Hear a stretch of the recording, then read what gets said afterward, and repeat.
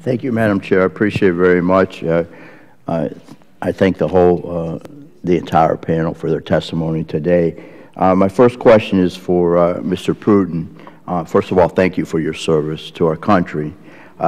You mentioned in your testimony, again, the same subject, you mentioned in your testimony your concerns about the VA's planned changes in the prosthetics acquisition process. Will you elaborate on the real-world implications that this will have on our veterans, specifically from the time a prosthetic is ordered?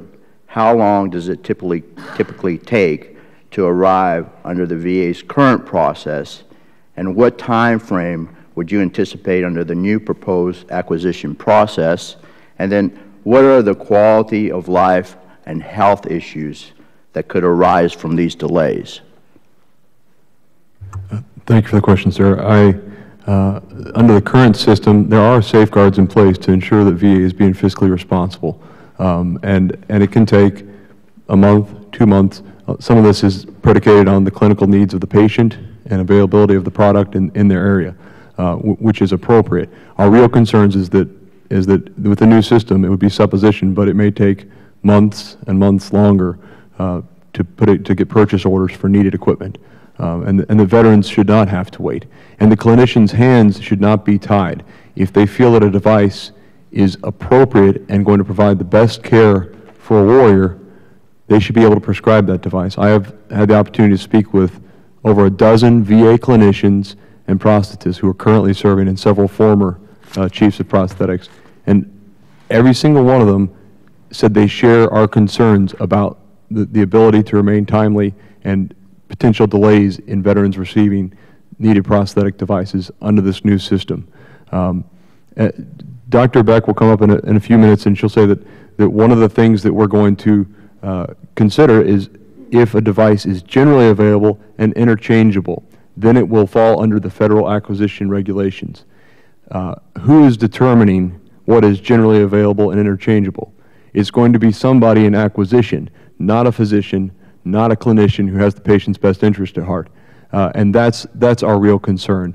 The VA was given wide discretion by Congress to provide prosthetic and assistive devices without consideration of applicable federal acquisition regulations years ago, because Congress recognized this very special and unique role in prosthetics for providing care for our warriors. And unfortunately, this seems to be a step in the opposite direction.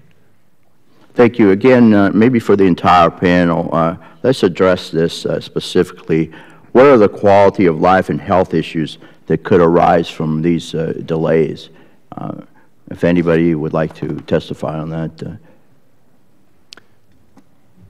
Well, I'll state again that I have personally experienced this through the natural and appropriate delays that occur from the time, say, I break a prosthetic foot to the time I need a new one.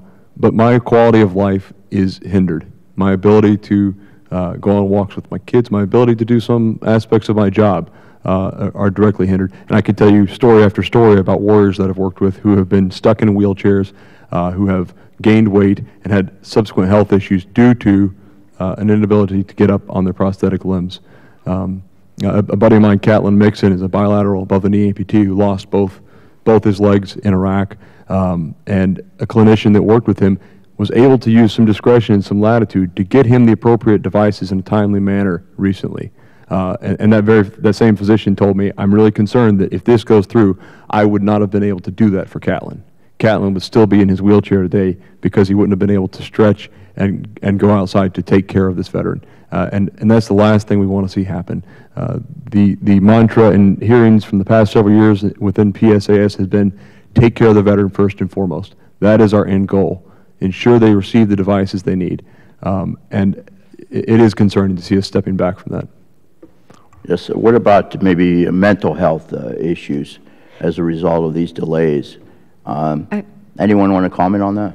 Yeah, I think from DAV's perspective, certainly we have a number of members and people that we work with on our staff, in Washington, D.C. and local area that are prosthetic users that have been longtime users, and certainly when something goes wrong, whether they have to have a revision of their stump, whether there's a broken foot or some sort of issue with their prosthetic appliance, it's absolutely critical.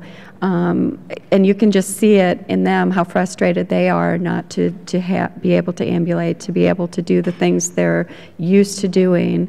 If there's a delay in getting those items fixed and getting to their prosthetist of their choosing, oftentimes the person that's worked with them over years and years. So I think that it definitely can impact on their mental health. They want to be functioning all that, in the best, all that they can. Thank you. Anyone else? My colleagues have discussed quality of life and mental health. Quality of care is also an issue. Oftentimes when there are delays, there are sometimes quick fixes, and other times they could be larger issues, but veterans are able to step in, figure out what the issues are, and kind of interrupt that process that could extend the delay. When it comes to acquisitions, as it stands, it's not an office that generally sees many veterans or that veterans can call and see what's going on, or their representative can call. So with regard to the reform and moving over to acquisitions, systems must be put in place that will allow veterans to know the exact process in which the order will be going, so that when there is a delay, they can call and say, there's been a delay, what is the problem? And then hopefully the problem can be fixed. Very good. Thank you, Madam Chair. I appreciate it. I yield back. Thank you. I now recognize the gentleman from Florida, Mr.